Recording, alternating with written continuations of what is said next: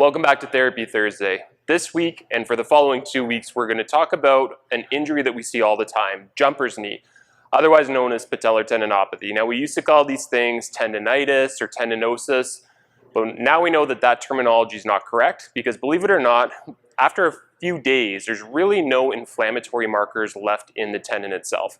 At that point, there's a structural degeneration, essentially, of the tendon. And so that has major implications in terms of the way that you treat it. So if you came to us 7, 8 years ago with a patellar tendinopathy, and many of you that are watching this have probably been assigned exercises that are called eccentric exercises. The most commonly prescribed one has you put your foot on a decline. This is just a crude setup, doing a single leg decline squat and then using your other foot to stand back up. That exercise is meant to be done into pain. It shows reasonably good results. But for the past number of years, we've been banging the drum saying, no, the appropriate way to approach these is through progressive load, meaning you're slowly increasing load along the way. Perhaps eccentrics are a component of that, but it has to start off lighter.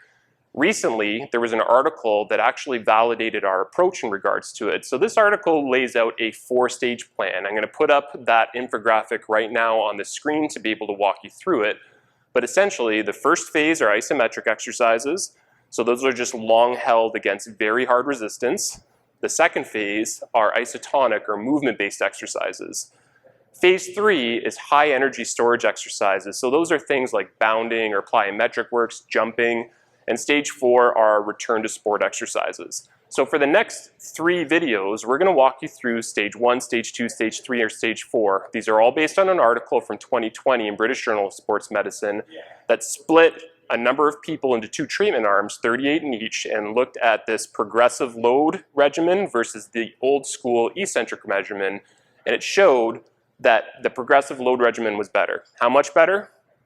At the end of 24 weeks, many more people, 40 some odd percent, actually returned to their sport in the progressive load regimen, despite the fact that they'd had the pain for over 2 years, and over 80% of those people had already failed conservative therapy. So this is sort of a second shot. These are the worst patients, yet they were still able to return to their sport. So this is very important for you.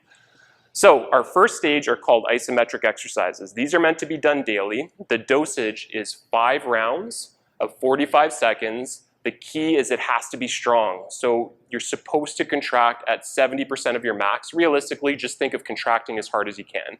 Now, many gyms aren't open right now. If you have access to a gym, that's great. But if you don't, we're going to show you 2 ways to do this first stage at home. The first one is what's called a Spanish squat. Now, for people that are newer to this or require less resistance, you can do this exercise with both legs in. But for now, we're going to show you the higher functioning version, which is with just one leg inside this heavy band tied around something. Your other foot's going to be off the ground, and essentially you're going to sit back into a held squat and hold it there for 45 seconds. Now, you're meant to bring that discomfort up a little bit. Once you are able to perform that with 3 out of 10 or less pain for a full week continuous, that's your indication you can move on to stage 2. A second exercise that you can do at home, we just have a crude setup here, but realistically, we just tell people to sit in a chair under something like a fridge or a couch, something immovable that they can trap their foot under. I'm going to put my other foot down for resistance, and it's the same thing. I'm going to push as hard as I can, this time with my right leg, just so you can see, as if I'm trying to kick it away from you. And you're going to hold that for 45 seconds. Now, there's a few keys with stage 1. It has to be mid-range in terms of its range of motion. You notice with this one, I stopped a little bit short of going all the way down. On that one, it was even less. The researchers used 10 to 60 degrees in terms of range of motion. Has to be as hard as you can, has to be consistent. 5 rounds of 45 seconds daily. Once you're to the point where you can do that for a week straight and the pain is not above a 3 out of 10, you're ready for stage 2, and that's going to be our next video.